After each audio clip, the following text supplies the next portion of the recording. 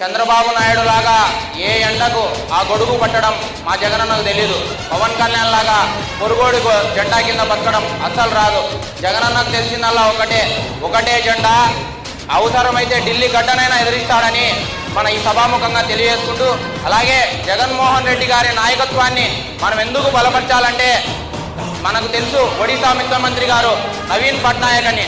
దేశంలో ఎంతోమంది ముఖ్యమంత్రులు ఉన్నారు, కానీ పార్టీ పక్కగా సొంతంగా పెట్టి మొట్టమొదటిసారిగా ముఖ్యమంత్రి అయిన వ్యక్తి ఎవరైనా ఉన్నారంటే నవీన్ పట్నాయక్ గారు. కానీ ఆ నవీన్ పట్నాయక్ గారు కూడా ఆ రోజు బీజేపీతో పొత్తు పెట్టుకొని ముఖ్యమంత్రి అవ్వడం జరిగింది. కానీ మొట్టమొదటిసారి దేశ చరిత్రలోనే ఏ పార్టీతో పొత్తు పెట్టుకోకుండా ముఖ్యమంత్రి అయిన వ్యక్తి ఎవరైనా ఉన్నారంటే అది కేవలం వైఎస్ జగన్మోహన్ రెడ్డి గారు మాత్రమే. ఆనాడు అదే చెప్పాడు, ఈనాడు అదే చెప్పాడు, ఎటువంటి పొత్తులు పోకుండా.